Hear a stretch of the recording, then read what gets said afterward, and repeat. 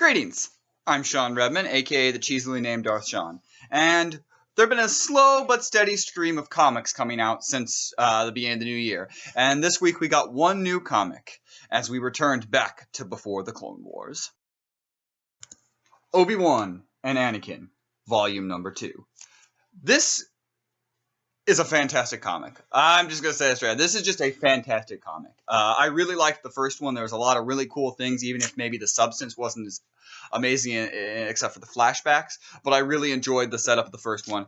This one gets right into it, and it is fantastic. Both in the current version of Anakin and Obi-Wan, they're on this planet, and they're facing kind of these people, this fighting factions that are fighting each other in airships, like Zeppelin-like ships, and there's these two women that they've stopped on one side. Now there's this other man named Grecker who they're fighting, who they're kind of teaming up with now. And that was really interesting. There's a lot of really cool scenery, a lot of really cool art.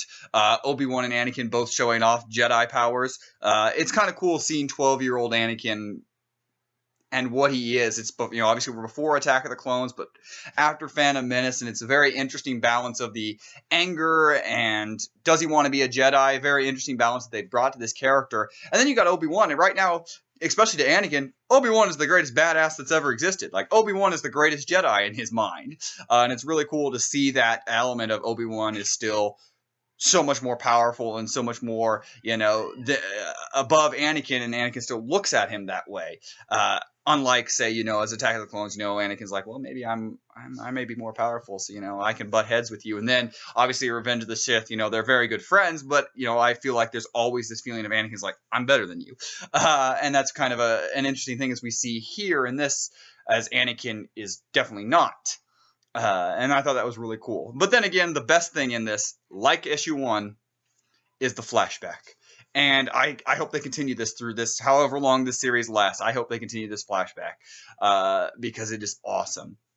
In this flashback, we got Anakin is struggling in some training, but the Chancellor calls him in, him and Obi-Wan, and he gets this opportunity to go with Anakin. Anakin goes with him, and they go down to like the lower faction of Coruscant, and he's just talking to him, and he's just telling him, what he does, making him seem like this great guy and all these things. And you're just like, I see this building. This is exactly how Anakin kind of was seduced by Palpatine, by all these good things, this wisdom that he has, and this greatness that he had. And I can see where a guy like Anakin would eventually be like, I need him, not just because we know in Revenge of the Sith that he promises to save Padme, but also that just this feeling of he's going to need him because of all these things he has, all these wisdom that Palpatine has, and we start to see that in this, and that is really cool, and kind of what I wish we would have gotten more of a Palpatine say in Phantom Menace, kind of that aspect, if they had done something a little more of that story-wise, but it's really cool that we're getting that. The thing about this issue that I think I really like is it's not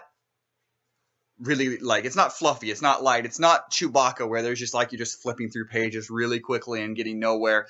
It's deep. There's a lot of, oh, wow, that's going on. Oh, interesting. There's a lot of really cool dialogue. The dialogue is actually one of the stronger ones, and it feels like the Lando comic. No surprise, Charles Soule, who did the Lando comic, is doing these. So there's that feel of that depth to it, that dialogue feels real. And that's really cool that they've been able to do that in this, seeing it with Obi-Wan and Anakin, because we have the prequels, and so, one of the biggest complaints of the prequels is the dialogue is terrible. Well, it's really cool to get some really good dialogue here between them, and I really enjoyed that.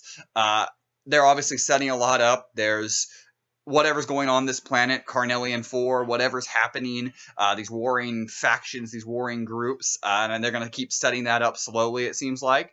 But they just give us enough, and that's interesting. And I think as a whole, what makes this comic great is not just the dialogue, not just the story, not just all the things, but also the art is just so beautiful.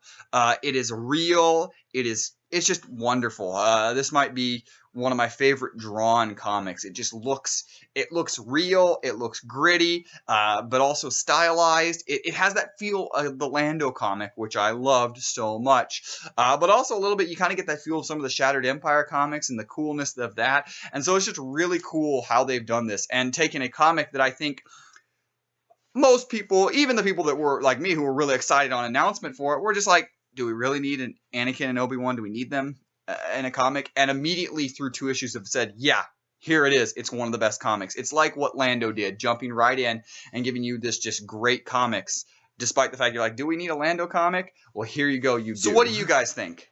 Have you been reading Obi-Wan and Anakin? Did you like issue 2? What do you want to see from them going forward? Let me know in the comments below. And as always, like this video, subscribe to the channel. And I am Shawn Redman, aka the cheesily named Darth Shawn. And may the Force be with you always.